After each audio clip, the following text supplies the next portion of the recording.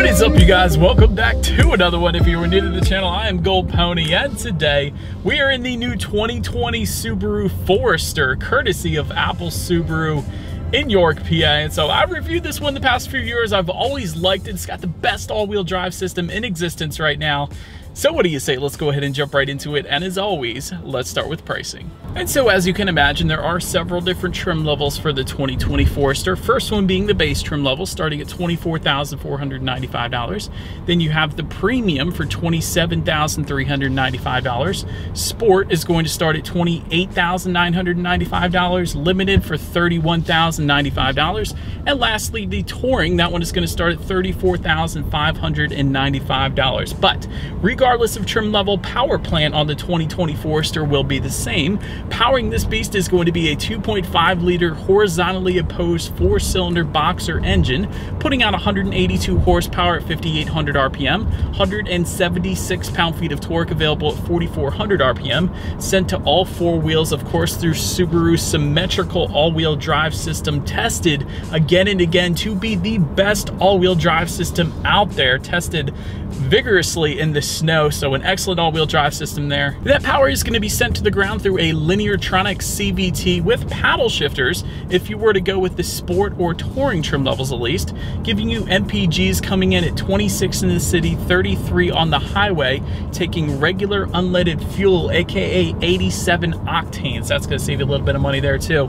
Did want to also mention there is an auto start stop system that comes standard for all trim levels as well. So when I was stopped at a red light back there, the Forester did completely shut off for me, and then as soon as you let off the brake, it starts back up, of course, automatically for you. So it's not like you have to turn it back on again or anything like that, but it is a fuel saving measure there as well. And so now, before we do any kind of accelerations in this 2020 Forester, did want to mention SI Drive, aka Subaru's drive modes. And so those buttons are going to be located on the steering wheel there, but they're going to give you intelligent and sport driving modes. They're going to adjust things like the shift points, the throttle response, and actually the steering sensitivity as well. And so I did just put it in that sport driving mode. It did immediately blip the throttle up to a higher RPM range, giving it a little more power on demand, so that's always nice. But now, having done that, let's go ahead and do a quick little acceleration here, and let's see how quickly we can get the new 2020 Subaru Forester here up to speed.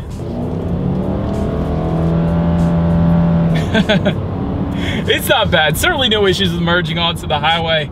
I wouldn't have minded a turbocharged engine setup in the Forester, but definitely not too bad of an acceleration there. But to go along with that acceleration, as always, braking is equally important. And so up front, you're going to find 11.6-inch ventilated front discs if you went with the base or premium trim levels. And actually, those front discs are upgraded to 12.4-inch ventilated front discs if you were to go with the sport trim level and up. So we do have them today. And in the back, you're going to find 11.2-inch solid rear discs for all trim levels.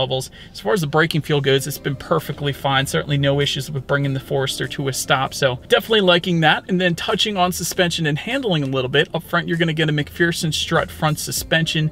In the back, a double wishbone type rear suspension with front and rear stabilizer bars. And as far as the ride quality goes, we're about to hit some seriously bumpy bumps here. Here it is. Not too bad. I've actually had much worse over those bumps because I always take the same test drive, I feel like, but definitely no issues with ride quality in my opinion. Steering feel is nice, especially in that sport driving mode. Not quite as heavy as actually the Honda Accord I recently just test drove, but a nice weight to it there. But so perhaps my favorite part about the suspension and handling segment of this review here, there is a button called X mode that we have here on this Forester, and that is going to give you normal, of course, that's what it defaults to, but also snow and dirt and deep snow and mud. And this is going to adjust everything from the traction control to the all-wheel drive system engagement. So it's really a benefit, especially with the amount of snow that we get here in Pennsylvania, at least, and anybody up north knows what I'm talking about here. That deep snow and mud mode will get used, and that X mode is essentially just an off-road system that the Subaru Forester comes with, so that is definitely a plus and something I had to mention as well. As far as cabin noise goes, there's a little bit of exterior noise coming into the cabin, but it's not too bad. Not as quiet as some of the other SUVs that I've recently tested, but again, it's not going to annoy you or anything like that, so Shouldn't have any issues there. When it comes to visibility, the general rule is the kind of boxier the shape of any kind of vehicle it is, the better visibility you're gonna have, and that's certainly the case with the Forester. I can see perfectly fine out the back, even with those somewhat larger rear headrests in the second row there, still have absolutely no issues with visibility. So well done, Subaru, for that. But that about rounds out the performance segment of this review. Let's go ahead now and check out the exterior of this new 2020 Subaru Forester. All right, so here it is, the 2020 Subaru Forester, you guys. Up front, first thing I always like to mention with Subarus is the ground clearance, because they are more off-road friendly, so to speak, with their all-wheel drive system. But 8.7 inches of ground clearance, I do believe that is among the best in its category, without a doubt. LED headlights are going to come standard on all trim levels. Well done, Subaru, for that. And they will come with the automatic feature, meaning when it starts to get dark out, they're going to turn on automatically for you there. LED daytime running lights, also standard on all trim levels. And you will actually find LED steering responsive headlights if you were to go with the limited or touring trim levels. So therefore, we do happen to have them today. Essentially, the way they work is when you're going on back roads at night, or really any roads, those headlights are going to adjust based on your steering angle, better illuminating what is around the bend, giving you a little better illumination around the corners. So that's definitely a good thing, a safety feature in itself, really. LED fog lights can be found just below for the sport and touring trim levels, and they're going to be optional on some of the other trim levels, of course. Then make your way to the side of this one. Raised roof rails can be found on the premium trim level and up. Rear privacy glass, again with the premium trim level and up. That's always a interesting one that they don't put it on the base trim level. But anywho, when it comes to the side mirrors, black side mirrors are going to come with the base. Body colored side mirrors are going to come with the premium, sport, and the limited trim levels. And you will find a satin chrome finish on those side mirrors if you were to go with the touring. And by the way, those integrated turret signals that you're looking at right now, they are going to come standard on the sport trim level and up. And so taking a step back a little bit, taking a look at the wheel setup, 17-inch steel wheels with covers are going to come with the base, 17-inch aluminum alloy wheels with the premium, and lastly, 18-inch aluminum alloy wheels if you were to go with the sport trim level and up. So now let's make our way to the back on this one. There is a shark fin antenna found up top there. Just below that, a rear spoiler with an integrated brake light, and that is going to come actually on the premium trim level and up, that rear spoiler with the brake light there. Rear window wiper just below. LED license plate lighting. I know it's a small thing, but it really does make a big difference, so I always like to mention it. That is actually going to come standard on all trim levels, and that is one of the new features for the 2020 Forester. And of course, I'll keep mentioning the new features as we go, but that's one of them. It's a small one, but it's a goodie. Then taking a look underneath, you will find a single exhaust outlet for all trim levels, and you will get actually a chrome tip if you were to go with the sport trim level and up. So that is therefore what you're looking at right now. So you guys know what we have to do next. As always, here is that exhaust clip.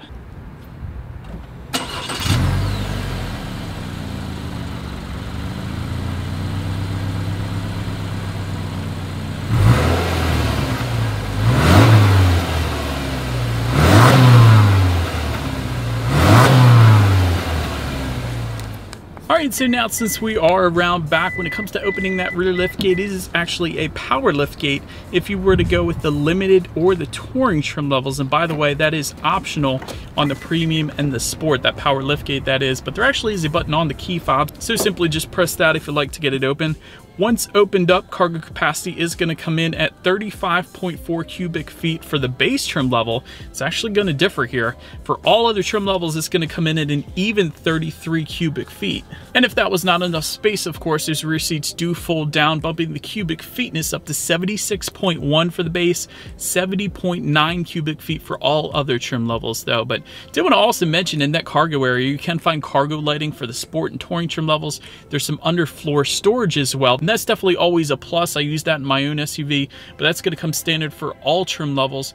Also grocery bag and tie down hooks also for every single trim level. Also use that all the time. Definitely very handy there. Making our way to the rear legroom, that is going to come in at 39.4 inches. So for reference, I'm an even 6 feet tall. This is how much space I have back there. You can also find a fold down center armrest with rear cup holders for the premium trim level and up. Rear USB charging ports for the sport trim level and up. You're going to have reclining rear seats If you were to go with the premium trim level and up, they're always nice. Heated rear seats, actually, if you went with the Touring, I love that, especially with Subarus known for being in the snow all the time. Heated rear seats are definitely a plus. Again, go with the Touring if you want that. And we do happen to have rear ventilation in this trim level today as well, so that's always a good thing. But making our way up to the front seats, they are manually adjustable seats for the base trim level, 10-way power adjustable driver's seat with power lumbar for the premium, sport, and limited. And that's probably actually the first thing I muttered to myself before I began this test ride, before I turned the camera on, was these seats are very, very comfortable. I'm definitely a fan, so if you have any kind of back issues, Subaru Forester is definitely where it's at there. Power passenger seat, if you wanted it, comes with the Touring. You will find a cloth finish with the base and premium. You will get a sport cloth finish with orange stitching with the sport trim level, of course, as expected there, and leather seating with the limited and Touring, so therefore that's what you're looking at right now. And you're going to have heated front seats. That's going to come with the premium trim level and up, and that button is located just to the right of the X mode button there.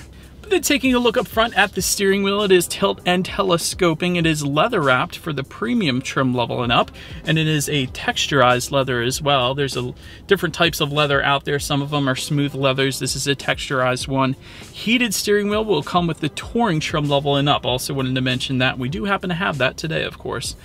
But so then making our way to the startup, let me first start by showing you guys the key here. You do have all your buttons located on one side of the key. You have lock, unlock, and that button to pop the rear hatch. And by the way, the unlock button is the Subaru logo in the middle, by the way. But we do actually have a push button start here today. That is going to come with the sport trim level and up. It's optional on the premium. So all I am going to do is simply put my foot on the brake and press that engine start button located just by the driver's right knee there. And so, but then once started up, those gauges will do a full sweep. There is a tachometer on the left, speedometer is on your right. There's a digital display front and center, which can be controlled by using the steering wheel mounted controls. There's a couple different things you could check out there. Perhaps the main thing for me is the SI drive mode buttons. It's essentially going to tell you if you're in the intelligent driving mode or the sport driving mode, so that's definitely handy as well. Digital speedometer can be found in the middle. It tells you how many miles per gallon you're getting at any given time, so it's a pretty cool little system up there as well. And I do want to also mention there is a second gauge display, if you will, just on top of the infotainment system, and that is going to give you once again a ton of additional information, including the outside temperature, so that is always a good thing. Time of the day, climate control information. It's also going to tell you your safety features as well as the angle of the Forester, so if you're going up a mountain, it's going to display that as well. That's pretty cool. Oil temperature is going to be up there. There's weather settings, a compass, how many miles you have left until you hit empty, what day of the week it is, and all of that can be controlled by using the info button on the left side of the steering wheel. So I do love that that is up there as well. But now let's make our way to overall interior quality actually before we get to the tech display. Panoramic power moonroof is actually standard for the premium trim level and up. I love that the premium trim level and up gives you that. A lot of times panoramic power moonroofs are only going to come in the very top trim level of a lot of other manufacturers out there, so to have it on the premium trim level is definitely pretty sweet. But dual zone climate control with the limited and Touring trim levels. HomeLink controls are going to be optional for all trim levels. We do happen to have them today. There are up to 3 different garage doors, and they are located just underneath of the rear view mirror there. You're going to also have overhead LED map lights and a sunglass holder as well up on the roof, and that is going to come standard for all trim levels. And it is what I would consider a very rugged looking interior actually. There's a lot of rubber texturized finishes really. It's going to be found on the doors just above the glove box and all around the shifter as well. I kind of like it. Like a lot of other manufacturers will put plastics there, but I kind of like the rubberized finish. It looks good and it feels good, so kind of cool there. Just in front of the shifter, you have an auxiliary port, USB charging port, and a 12-volt power outlet, as well as a rubberized cargo area there, so things don't slide around as much when you're off-roading. That's pretty cool.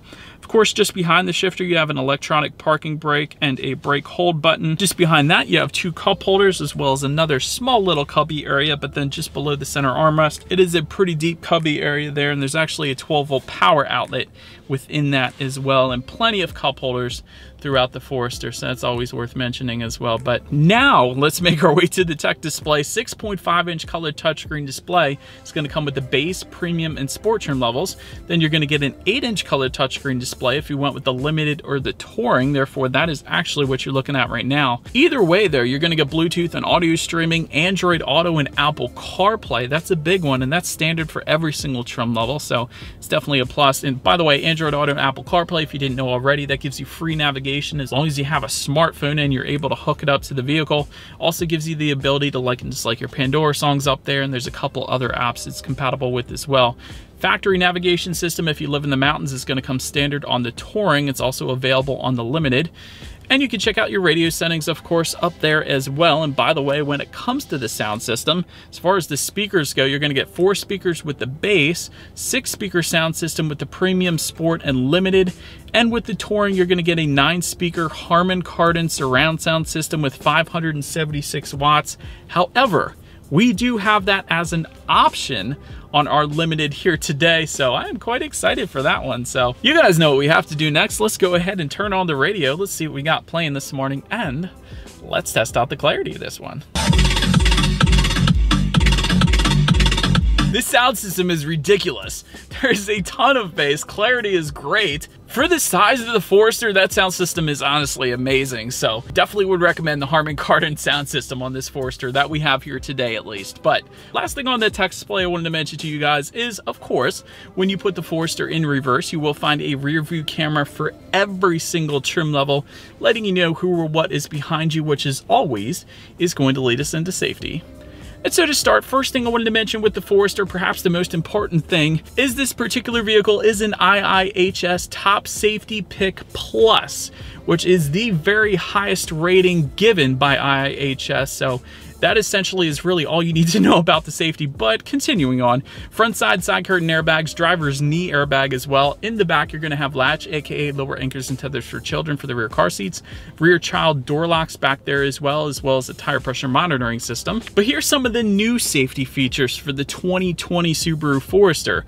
Rear seat reminder system is now going to come standard on all trims, and Subaru EyeSight, and I'll get into that in 1 second here. Subaru EyeSight is now also going to come with lane centering and lane departure prevention. So those are the 2 new safety add-ons for the 2020 Forester. But to elaborate on that Subaru EyeSight, that by the way comes standard on every single trim level, the sensor for that is located kind of just above the rear view mirror here. So that's where it's going to see everything, so to speak. But it's going to give you adaptive cruise control, pre-collision braking, lane departure and sway warning, as well as lane keep assist too. And continuing on with the touring trim level, that is actually going to add a driver focus system. So it's essentially going to monitor your driving habits and kind of alert you if it thinks you're getting sleepy or whatever the case, it thinks you're driving bad. High beam assist is going to come with the sport trim level and up. And if you were looking for that blind spot monitoring system with rear cross traffic alert, as many do, that is going to come standard on the limited and touring, and it is going to be available for the premium